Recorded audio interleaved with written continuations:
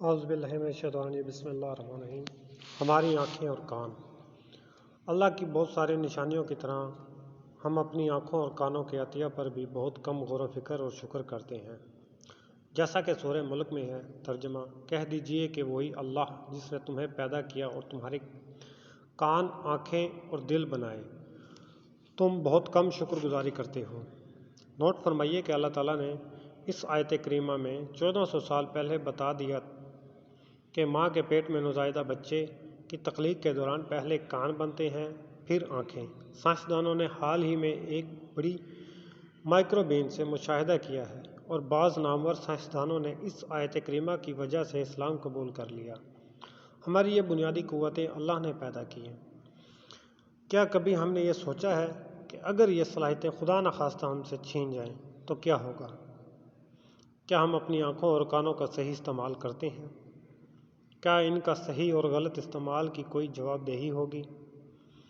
اس طرح کے انتہائی سادہ مگر بہت اہم سوالات ذہن میں پیدا ہوتے ہیں۔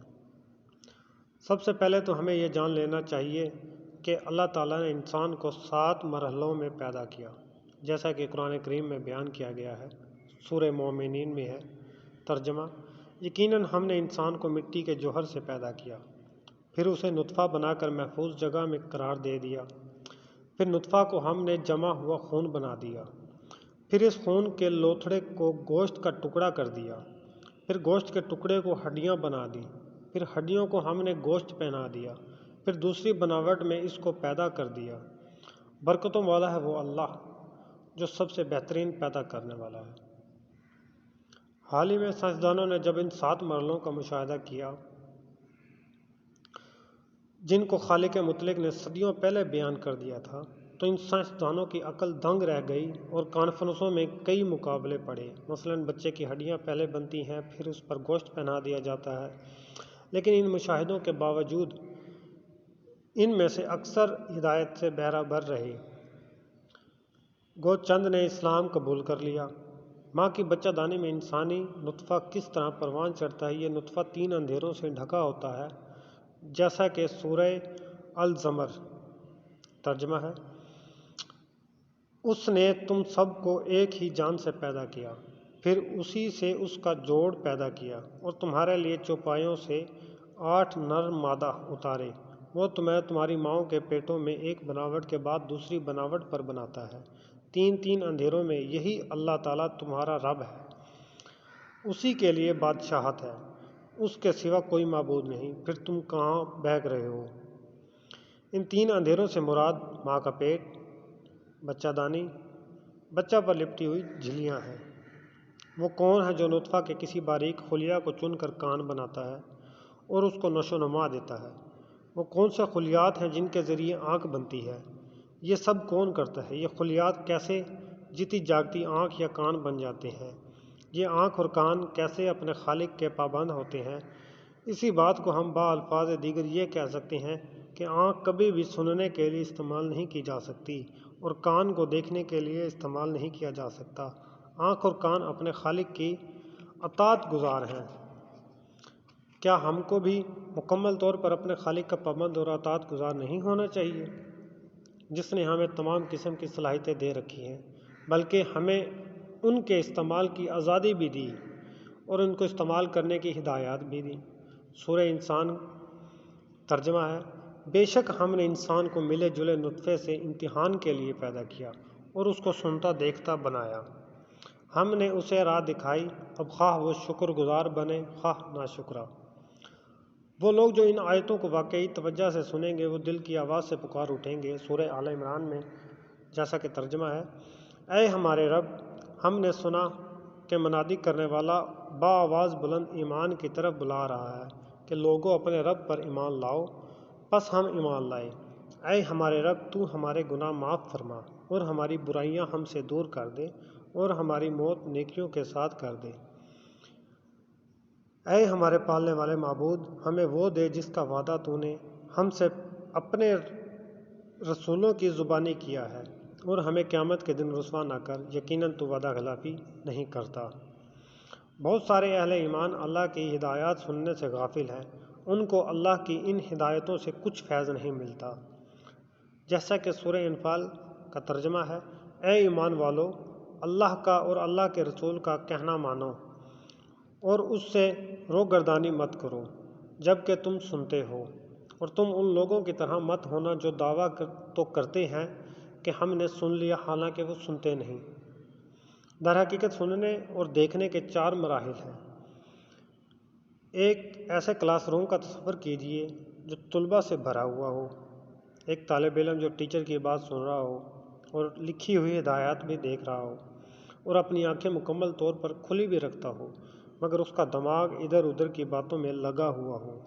دوسرا طالب علم جو سن بھی رہا ہو، دیکھ بھی رہا ہو، مگر ٹیچر کی ہدایات پر غور و فکر نہ کر رہا ہو۔ تیسرا طالب علم جو سن بھی رہا ہو، دیکھ بھی رہا ہو، ٹیچر کی ہدایات پر غور و فکر بھی کر رہا ہو، مگر ان ہدایات کے مطابق عمل نہ کر رہا ہو۔ اور چوتھا طالب علم جو سن بھی رہا ہو، دیکھ بھی رہا ہو اور ٹیچر کی ہدایات پر غور و فکر بھی کر رہا ہو اور ٹیچر کی ہدایات پر عمل بھی کر رہا ہو۔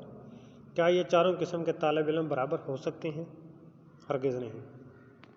اسی لیے اللہ تعالیٰ نے فرمایا کہ تم ایسا نہ کہو کہ ہم نے سن لیا، حالانکہ انہوں نے سنا نہیں۔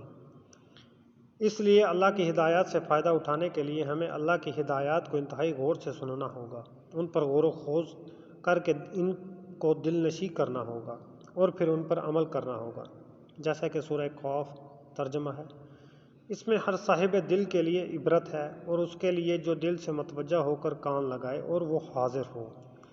اللہ کی ہدایات دیکھنے اور سننے سے اپنی آنکھوں اور کانوں کو بند کر لینا اور ان سے فائدہ اٹھانے کی کوشش نہ کرنا، یہ ہمارے لیے بہت ہی افسوسناک ہوگا۔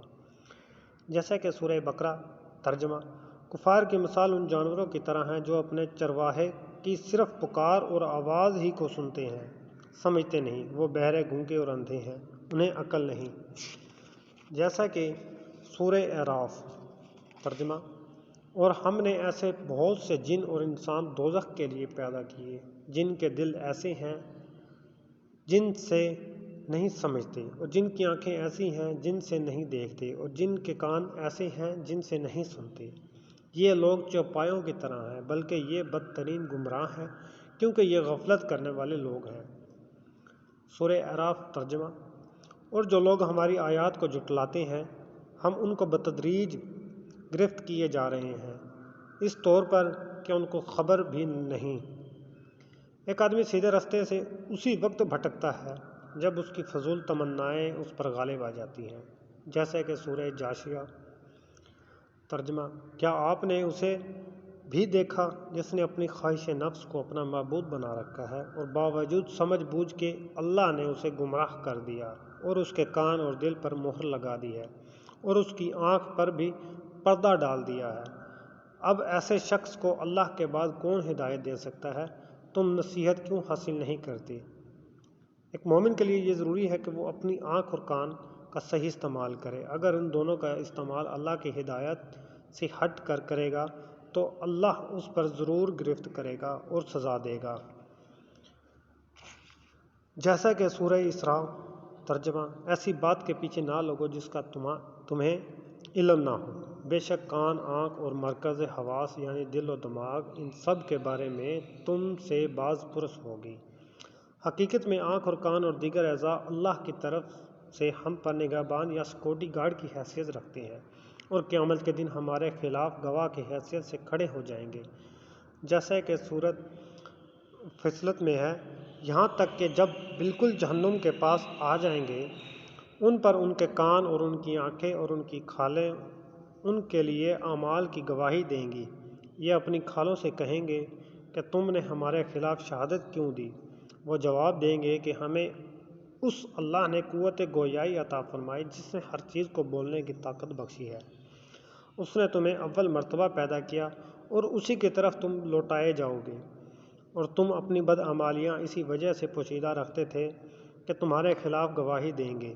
یہ تمہارے کان اور نہ ہی تمہاری آنکھیں نہ ہی تمہاری جلدیں، بلکہ تم یہ سمجھتے رہے کہ تم جو کچھ بھی کر رہے ہو اس میں سے بہت سے اعمال سے اللہ بے خبر ہے۔